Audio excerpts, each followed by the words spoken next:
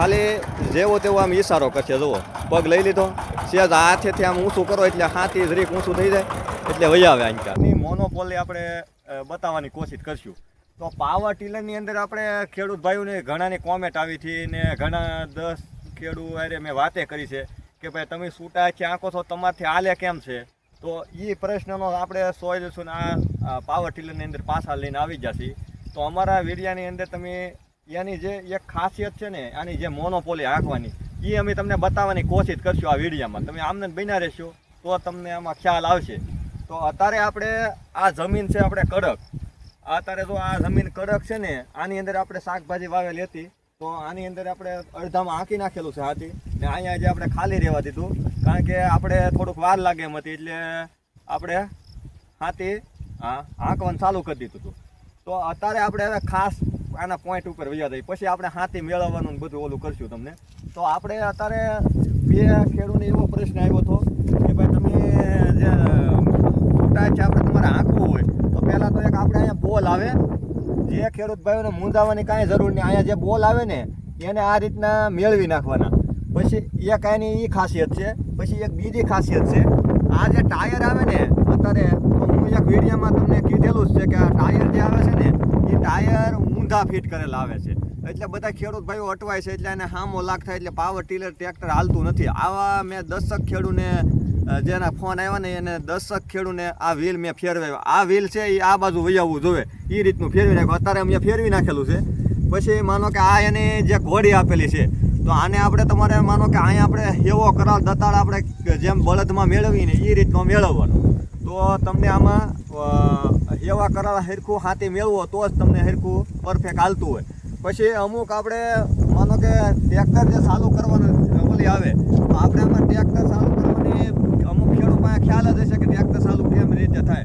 તો 2 જણાના પ્રશ્ન એવા હતા કે ભાઈ તમે ટ્રેક્ટર ચાલુ કરો છો તો આને આપણે ઓલાની જેવી સકલી આવે છે, અહીંયા સકલી બતાવો તો.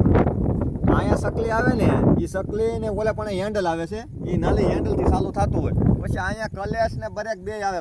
બ્રેક એવી આવે કે હેન્ડ બ્રેક થઈ જાય, કારણ કે એને ઓલા પટ્ટાવાળી ન આવે, અંદર હેન્ડ બ્રેક થઈ જાય. અહીંથી સીધી ઓલું થઈ જતું હોય. એટલે આવી બધી કાળજી રાખવી. પછી આની અંદર આપણે જે આ એક જ વિડીયોમાં નહીં, હવે આની પછીના જે હાથી બધા હાલશે ને એ બધા તમને જે હાથી હાલે ને, માનો કે આ આપણે આ ખેતર છે તો એ ખેતરમાં કેવું ખડવાળું છે, કેવું પડું ચોખ્ખું છે, તો એવી રીતનું આપણે હાથી એને મેળવવાનું હોય. તો પછી હવે આપણે માનો કે હું તો આંકતો હતો, પણ હવે ભાઈ સરીને આપણે આ દાંતા 5 જેવા છે ને એ દાંતા આમાં આંકવાના છે. ઓલરેડી આપણે ટ્રેક્ટર મેળવી નાખેલું છે. આમાં કેવું કરવાનું હોય, બીજું કાંઈ આમાં આવતું નથી. ને ઢાંઢા જેવું બધું કામ આપતું. અત્યારે અમારે આની અંદર જે રોપ છાંટવાનો હતો, તો રોપ છાંટવામાં આપણી પાસે મોટું ટ્રેક્ટર છે, પણ અમે મોટા ટ્રેક્ટરથી અમને મોટું ટ્રેક્ટર આંકવાનું કારણ એવું હતું કે આંબાના જે છોડવા છે એના મૂળિયા કપાઈ જતા હોય એટલે મૂળિયાનો વિકાસ ન થાય. એટલે અમે આ નાના ટ્રેક્ટરે અમે પણા પાડીએ. બીજું પ્રશ્ન એવો આવતો હતો કે ભાઈ આની અંદર આપણે મોટું ટ્રેક્ટર નાખીએ, સીલા પડે એટલે રોપ આપણો ફેલ થતો હોય, માનો કે દબડાઈ જતું હોય.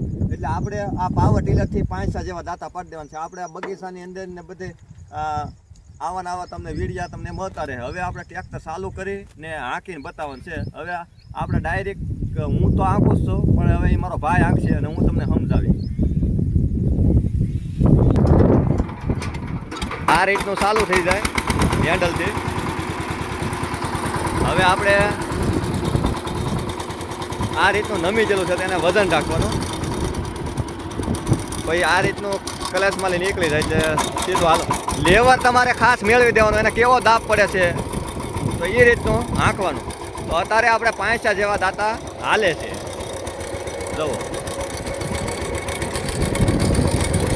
આ રીતના 5 જેવા દાંતા હાલે. પછી દાંતામાં વ્હીલની વાહો વાંય દાંતો હાલવો જોઈએ. તો આ વ્હીલની વાહો વાંય દાંતો હાલે છે. માનો કે 2 વ્હીલ છે ને, એને આપણે મોટું ટ્રેક્ટર હોય કે નાનું ટ્રેક્ટર હોય, 2 વ્હીલની વાહો વાંય દાંતો હાલવો જોઈએ. તો આ વ્હીલની વાહો વાંય હાલે એટલે ટ્રેક્ટર સીધું હાલવાનું છે. નકર આ એકલી આમાં કડું જ છે. જુઓ ટ્રેક્ટર જુઓ પછડાતું હાલે છે. જો ને આ રીતનું કાંઈક ખોલતું જાય છે. આ નકર ખડ આવું પડવું આવું હતું.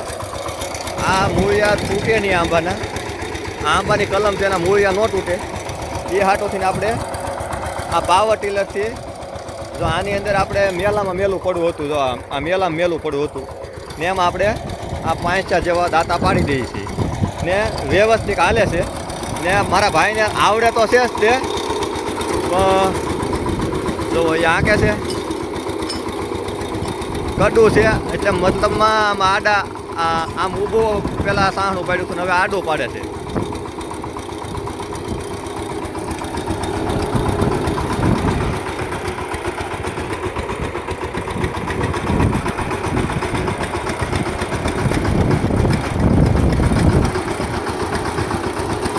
એકદમ હાલ્યો હવે તો ઓલો દાંડલો પકડ્યો એટલે હવે એ વળી જાય ટ્રેક્ટર.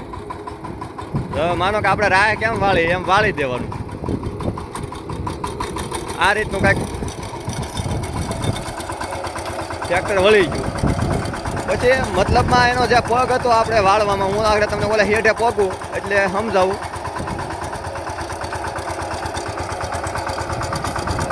જો અહીંયા જમીન જુઓ,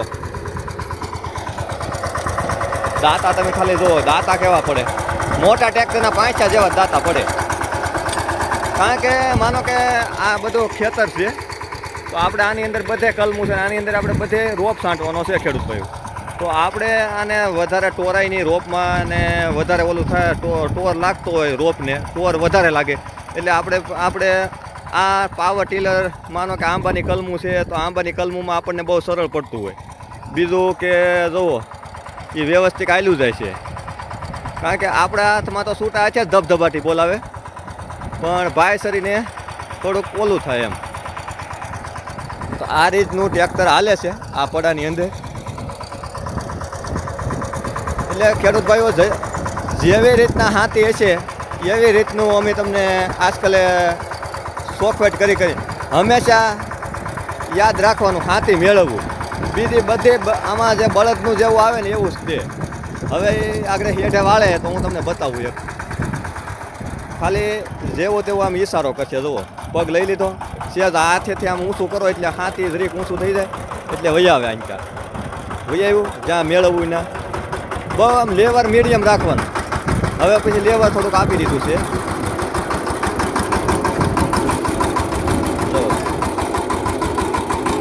જો આંબાની કલમ સારું હોય હા વાયલું છે. મોટું ટ્રેક્ટર હોય તો આમ આયલું ન જાય. જુઓ હા આંબાની કલમની હરહલી લઈ લીધું. આ ઝીણું કામ હોય ને એ બધું પૂરું એકદમ વ્યવસ્થિત પૂરું કરી નાખવું હોય કામ.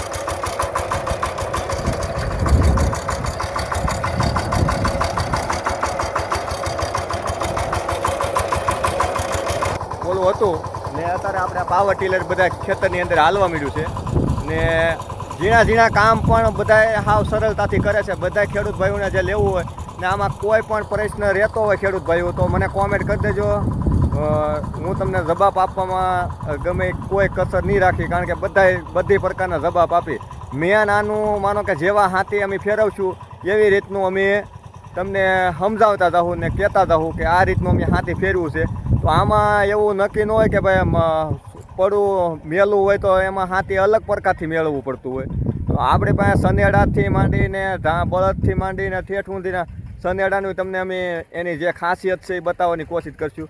આ અમે જે આની ખાસિયત છે એ આ એક હાથીમાં તમને બતાવી છે, બીજા હાથીમાં અમે કાંઈક બતાવવાની નવી કોશિશ કરશું. તમે કોમેન્ટ કરશો એટલે અમે પૂરી માહિતી આપવાની કોશિશ કરશું.